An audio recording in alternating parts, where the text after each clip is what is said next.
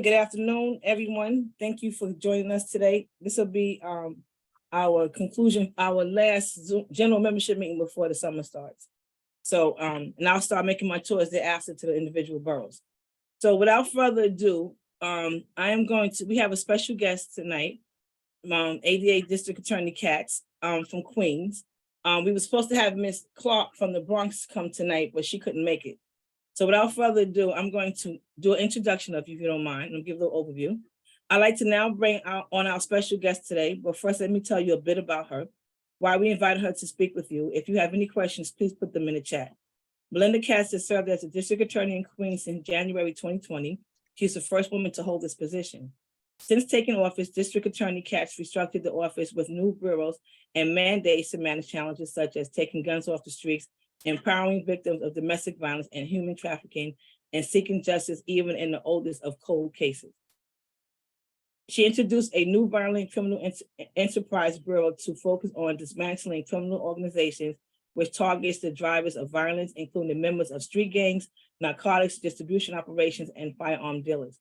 She established a cold case unit to solve the borough's oldest and most challenging homicide cases, and created a 24/7 domestic violence helpline to assist those in need to connect with safety planning measures and other resources, and founded a conviction integrity unit with a mandate to reinvestigate and resolve credible claims of actual innocence or wrongful convictions. She's a lifetime resident of Queens, and you may know her from her earlier role serving the public as Assembly member, City Council member, and the 19th Borough President of Queens. District Attorney, thank you for joining us today, and we thank you today for addressing our members. My pleasure. Thank you. Thank you, Ms. Powell, and thank you to all of your team for having me here today. I just want to introduce. I'm pointing to him as if you can see when I'm pointing. Josh Mendel is on, who deals quite a bit with probation, and I think we have Javier on also from my office, and I thought we had Aisha Green somewhere on here. As well, who does my rehabilitation and restorative justice. And it's a pleasure to have the time to speak with you today. And I emphasize the word, together, right? We're always cognizant that we are independent agencies, but never before do I think it's been more important to make sure that we have constant collaboration and continual collaboration between us. To make sure that the decisions we make are based on the best available information. Prosecutors' offices and probation have similar goals, responsibilities, at least they do for me, to attempt to minimize the number of people in the system, minimize those that return from the system, ensure fair consequences that attach to criminal conduct of those people who don't avail themselves of the services and alternatives to incarceration offered by our offices. There still needs to be fairness and equity. As a prosecutor's office, it's incumbent upon us to honor our mandate, and we follow facts, and we follow the evidence wherever it may lead. It is the only way we can genuinely have justice in the criminal justice department, is to inspire the public confidence, right? The public confidence as outcomes, the vetting of individuals for other types of services, and foster a relationship between my office and other law enforcement, like probation, or like the police department, or the other not-for-profit, other and for-profit, blah, blah, blah. I speak for a living, and for-profits that work on the streets. I'm really proud to say that we have an ongoing dialogue, not just with the Department of Probation and not with just all of you. When we do that with regard to the defendants who pose great threats to ongoing risk of our community. And we also do that with federal probation officers. When we encounter a defendant who's on federal probation, we want to make sure they don't come back in the system, and that people have the infrastructure of help to make sure that when probation is involved, that they don't come back into the system as best we can. And when it's successful, when probation officers are successful, they give people a deserved second chance. And we save, not that this is what it's about, but we save the city and the state tens of thousands of dollars for every person that you keep out of the system and keep from going to prison. And that's not to mention the fact that you're changing people's trajectory in life, and how important is that? I understand that it's a challenging job. I also understand that it's an absolutely critical job. But let's be clear, if alternatives to incarceration is going to work, we need to pay our probation officers fairly and treat them respectfully, and be cognizant of the fact that there are some very dangerous offenders, more than ever based on the current bail statutes and some of the repeat offenders that are on the street. And we got to be cognizant as well that, you are doing the searches and going into probationers' homes with unknown dangers, conducting the home visits of unknown consequences, the same as when police show up into a DV or a domestic or to do a follow-up visit. They never know what they're walking into. And I know that you don't either many times, and you're facing a lot of unknown risks. So I have a whole speech here that someone got, but if I can just talk off the cuff for a few minutes, I'd really like that. So I have focused on gangs, and I've focused on guns in my office. At the same time that we balance drivers of crime, those that bring the guns in from the South and they buy them legally there and they come up the iron pipeline, they sell them to our kids. And we do long-term investigations to make sure we're getting the gun trafficking rings off of the streets. You might have read last week, we took out 9 defendants who were selling guns and drugs out of Rufus King Park in Southeast Queens. A month before that, we arrested 33 individuals from as an offshoot of the shooting of Amir Griffin in Baisley housing. That led to 18 shooters out of the 33 people that we arrested, 6 of whom shot innocent bystanders. And so I think it's important to note that, we face it all ways, right? We face it with prosecuting drivers of crime, but we also spent $3.2 million of our forfeiture money on not-for-profits who are doing youth programs, youth wraparound services, and violence interrupter programs, because I believe that you can't prosecute your way out of crime, right? We can prosecute those, but at the end of the day, if our kids or other people are picking up the exact same guns that we got off the street, that doesn't help anyone. And probation officers help us to make sure we lessen the recidivists every single day. And I want to thank you for that. We also have an issue, this better than I do probably. We also have a huge issue now of ghost guns, right? And part of the reason that's such an issue is because you can buy ghost guns from all over the country on different vendor sites, 100 different vendor sites on the internet. And, for a half hour and a 30-minute video from YouTube, you can build them in the basement of your house or in the apartment next door to you. And that increases the danger on the streets. It increases the danger for you. It increases the danger for us. It increases, really in the community. People who would not normally have access to guns can now just buy them in pieces, or quite honestly, in kits on the internet. And that's not the right thing as well. And so we focus quite a bit on that. Sex trafficking, just so you know, half our convictions involve young girls between the ages of 12 and 17. And so we created an entire bureau of human trafficking, the only one in the state. So we're doing a lot on the prosecutorial level, but we're also doing a lot to keep people out of the system. I created the Rehabilitation Programs and Restorative Justice Bureau. I see Aisha Green is on here. She's the boss there. She's the director. Last year, the Bureau facilitated, about 135 to 150 dispositions out of there. And every day we have cases that are going through our veterans courts and our mental health courts and our drug rehabilitation courts and our human trafficking courts. We are vetting every single DAT that comes to this office for mental health and for drug rehabilitation. Every DAT, before we write it up, gets vetted to make sure that they don't need other services. I'm mindful of all that probation has accomplished. I'm also mindful of what we do together, and I am appreciative for your work. I know very little, but I'm very supportive of your fight that's going on right now for equal pay, for uniforms.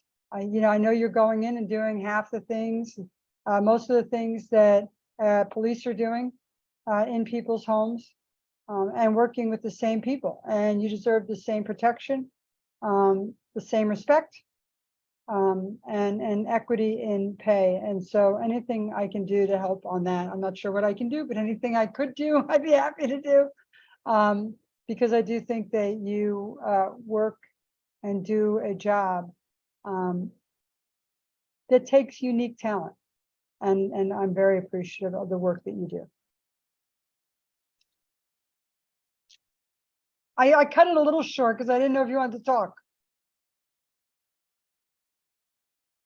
I mean, I can't hear you, Delvani. I can't hear you.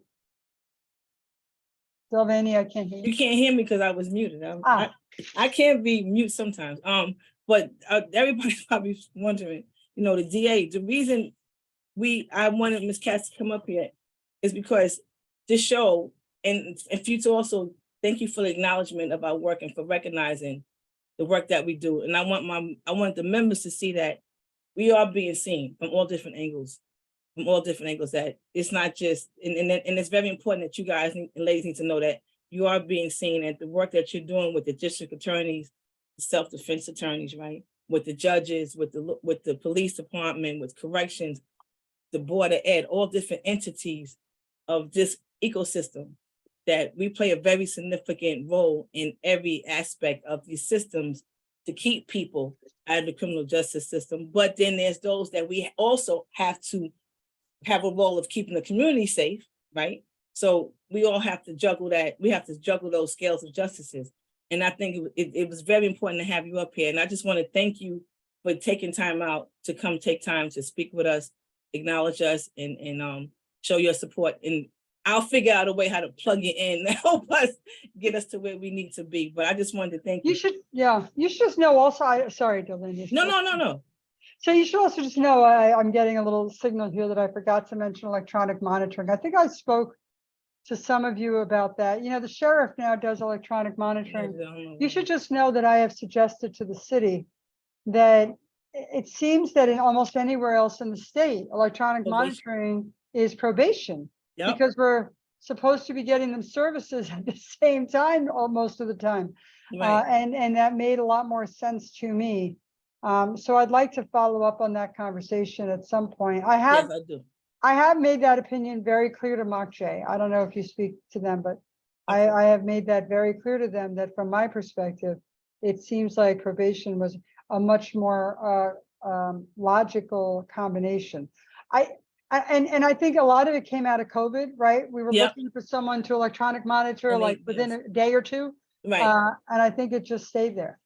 And prior to COVID, we had an electronic monitoring program years ago, and then they pulled it out. It's like a stance. They're confused. I don't know why they're so confused. Well, yeah, go ahead. I'm saying I want electronic monitoring back. I don't know why the sheriff's office has it, because they deal with civil matters, and that's something that I will be addressing at some point. And I could talk to you, make an appointment with you and other DAs to try to get that support to get it back to us. Because during COVID, we was audited. To when they was pulling people out of the Rikers, we was audited, and the department had to create this EM unit 24 hours a day, and we did good, and we did very well. So we've proven that. And like you said, I've touched base with my colleagues in other counties, and they have electronic monitoring. So it makes sense. It's something that we can add to our and I think a lot of the members who was doing it enjoyed it.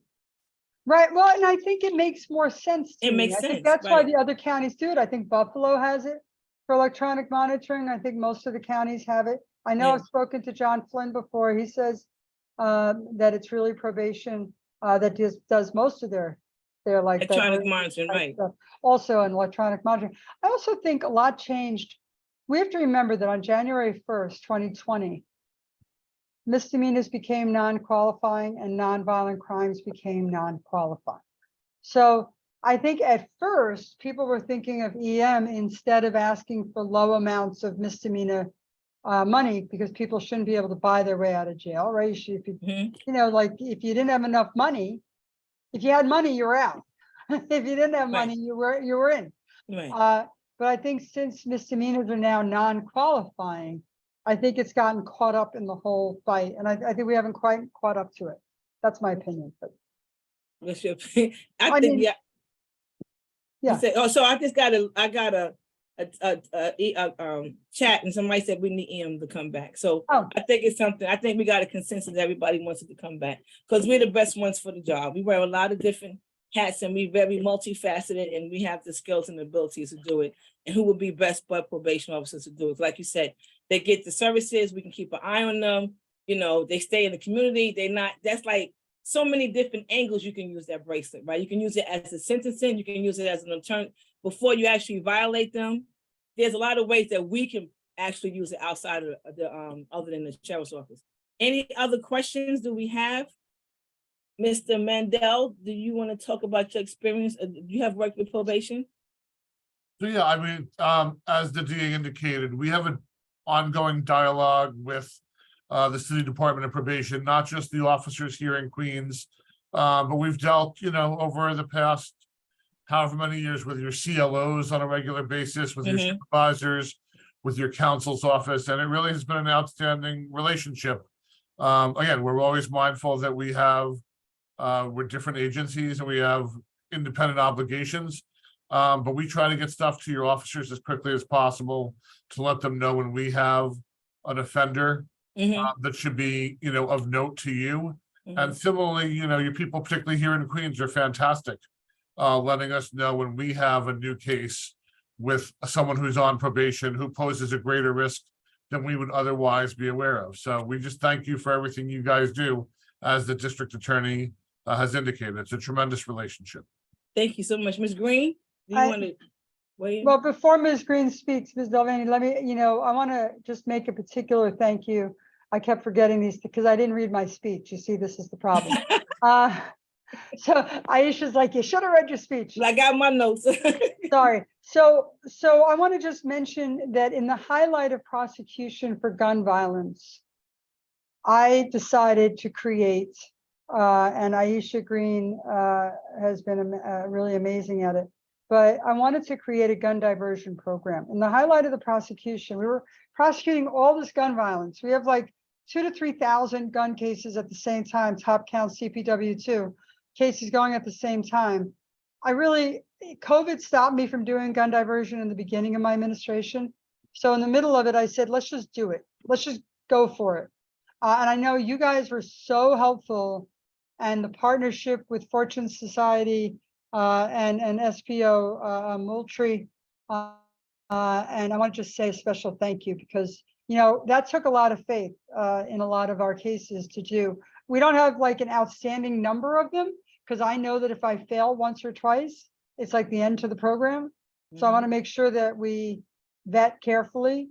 But, you know, we have about 25 people right now, and we're moving forward. So I just want to thank you for your cooperation and partnership. Aisha, Ms. Green. So DA Katz has said it all. She's fantastic at what she does. And so I just want to, again, just echo her thank you. I know SPO Yvonne Moultrie is on the call. Probation has been instrumental and has been at the table with us in planning phases and really dedicating staff to folks that are in the program. We have our case conference meetings on a bi-weekly basis. And it's great to have top leadership there. I know you also marshaled your staff so that we could have really dedicated probation officers to work with our folks. And we've had great success thus far, and we look forward to the continued success in the future, but we could not do it without your partnership. And thank you, Ms. Green, so much. Thank you all for partaking in this Zoom meeting with us today. Thank you for the highlights of our team in Queens. Kudos out to Queens, kudos out to all 5 boroughs for doing what you do. And that's what you guys to see that it does pay off. and eventually it will ching pay off sooner or later. Sooner or And later. with that said, we have our EEO attorney, Erica Kagan, who's part of the Curlin group, who's going to give us an update on our EEO case. I sent you guys something in the newsletter, but I want you to hear it from her. So are you, can I let my people go back to work? Let your people go. Wait a minute. Or I have did a you need me question. to hear Before this? you go, Erica, gun violence involves everyone. It requires involvement from the community, law enforcement, parole, probation, NYPD, our Senate and House members to make a difference. They just made a comment. That was it. So before Erica starts, I want to say thank you. I will be, if you don't mind, Ms. Green, Ms. Katz, Mr. Mendel, I'd like to reach out to the office and we can talk some more. Sure, and thank you to Jeff for setting it up, and Thank you, Jeff. everyone. We'll see you soon. Thank you. Okay, thank you. Bye-bye. Bye-bye. Thank you. Bye-bye. All right, okay, Erica, it's all yours. Awesome. Thank you so much. Again, my name is Erica Healy Kagan. I'm here from the Curlin Group. We're the law firm that has represented your union and your members for a couple years now. And I think, as Dalvini said, we had some exciting news recently that went out to the membership in the newsletter, but I'm here to just make sure everyone knows. It's a sort of a short update, but an important one.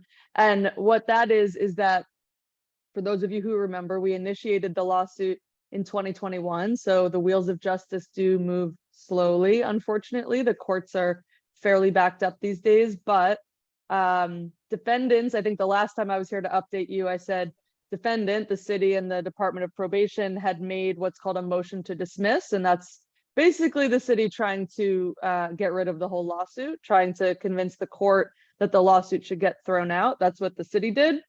We, of course, opposed that, and we had a court appearance with the judge last month in May, and the judge went into quite a lot of detail on the record regarding why she will not be dismissing the case, why the case will be proceeding, and why we are, moving in the right direction, basically, right? So it's an important time in the case because the city and many defendants typically try to see what they can do, right, to get rid of cases. But once you can get the court to say, nope, not dismissing it, we are proceeding, we are full steam ahead, it starts to, get more exciting in the sense that you'll be hearing from us more. We're in the phase of the case now that's called discovery. Parties will be exchanging demands for information, be exchanging information. Eventually, we will reach the phase of discovery where we do depositions. And throughout all of that, we'll certainly work closely, of course, with the union leadership, but we may also be reaching out to members if we have questions or we need to gather information. You might hear from us or the union leadership. Just, please either answer the phone or answer your emails if we reach out. Again, it's a time now where things will start to pick up a bit more. You'll be hearing from us more than when we were waiting to hear from the court.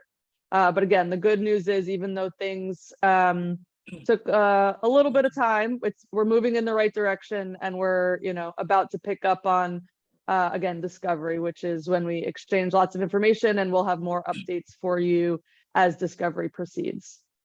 Erica, thank you. So that's good news. I want everybody to hear from you. I just gave a little blurb, but I want them to hear from you guys that we definitely got some good things going on. So Erica, thank you, and I'll keep in touch with you and get up, and you let us know when you need us to do what we need to do to get this going. I'm not gonna lock you in and say, do you have an idea when this could be over with? But I'm not gonna do that. I'll do it later. Yeah, 100%. Right. And we will always keep everyone updated again as discovery progresses. If there are opportunities to resolve it, you'll be the first to know. So thank you so much. That's a good thing. So one more question. That means, let me just get clarity. The motion to dismiss, that's a dead issue. So this could be resolved either in settlement. If I'm not being fair to you, let me know. It can either be resolved in settlement or the judge making a decision. That's right. Yes, there'll either be a judgment, which that's very hard to estimate timing.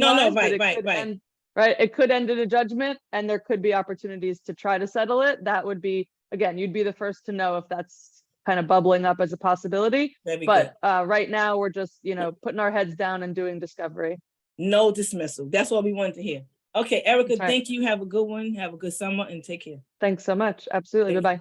Bye-bye. Okay. Good night. All right, so you guys see me with my uniform on? All right, I think in the newsletter, I have put in that the department is going to be mandating that you wear your probation, they still call it probation gear. So some people might say, well, we're gonna get more money for it. Well, you did get a uniform allowance in the last contract. So it's not a lot of money, but you did get, I think it was $250, something that we never had before. So every December you get a check. Yeah, that's something that'll come down the road, Aldo. Right now, everything is baby steps. Okay, so I know, let me just put it this way. We have a whole lot of work to do. There's a lot of work to be done, and you keep hearing me saying that. But we got to take baby steps, very baby steps, because it's not going to all get done overnight. So you got a uniform allowance you never had before in the last contract. You got annuity monies that you never had in the last contract. That's the start in the right direction. So now they know that we have this uniform allowance money coming. So now everybody has always wanted to be treated as uniform. Will we, one of our objectives is to be classified as uniform. The likelihood of that happening, in all honesty, I don't know, because there's only certain agencies that's considered uniform, and that's the police, corrections, sanitation, and the fire department. Everybody else is considered peace officers, law enforcement. So the sheriff's office is not considered. The sheriff's office, just like us, are considered civilians, even though their salary structures is different. And I've been doing some homework along with other colleagues, and there's a lot of agencies that do get to the top salary. So that's something that we're looking at. But going back to the uniform, the department's gonna, I believe they went around and they asked for everybody's sizes. So they're gonna be giving everybody the 2 shirts, and we asked about pants. They're looking at pants down the road. But the point is that if they say that you're gonna have to wear the pants, you're gonna have to wear the pants. There will be an EPAP in place. The attorneys know about it already. There will be an EPAP put in place to enforce this whole uniform thing, this whole probation gear. The commissioner's concept is that when she goes into the sites, she wants to know who her people are versus not knowing who the person who you're going to be. You will be, like I said, you will be required to wear your shirts, and you do get a you do get a check. You do get money, a uniform allowance maintenance every December. So I just answered all 3 of your questions. So you get one every December. You just got one last December, and you will be mandated, and there will be an EPAP. So the pants will come eventually, and there will be an EPAP, and that means it'll be required. So who's I talking about? Who's I talking about? They didn't do my chain of thought off. So that's that. So that's the uniform. I was given my 2 shirts. I got one on right now, and I was told to be an example. So now I got on my shirt, and I'm modeling it for y'all. I was also given, and this shirt has the probation signature on it.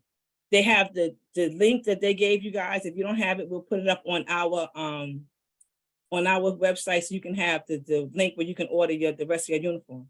This is the supervisor's shirt, and this navy blue shirt is the PO shirt, as you know. So you're going to be wearing, and if you don't wear it, there might be some consequences. So, and we will work that out with the department. So here's the PO shirt with the thing, and then the managers will be wearing the white shirts.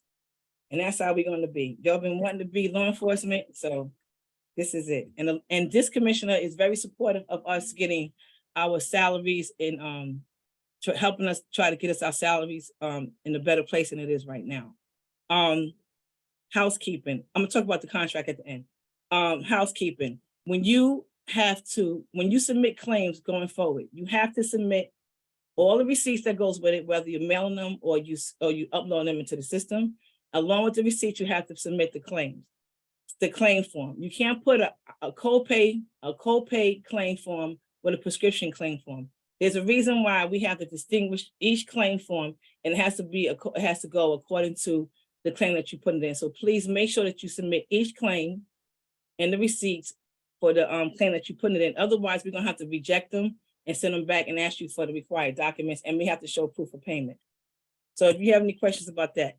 The other thing is, if you have any dependents that you have, like your husband, your wife, your domestic partner, you have to make sure that we have all the documentation that's required to prove that this person is in your financial care. If you have any kids that you have custody of, we're going to need the documentation showing that the courts gave you custody of these children, either through divorce or some kind of family court order. Otherwise, we cannot provide the services for those kids. Now, the contract, right now, the contract is still in. You're right, you can't get a lot of money. You can't get a lot with $250, but you never had it before. So it's a start. And hopefully the contract will be able to increase the dollar amount for the contract with the $250. Now, if you have any, the contract, I was saying, the contract is still in negotiation. We're not there yet. A lot of people are anxious, and I get it, because you've seen all these other agencies and all these other unions selling contracts, right? We just started contract negotiation on May 25th, and we're still negotiating.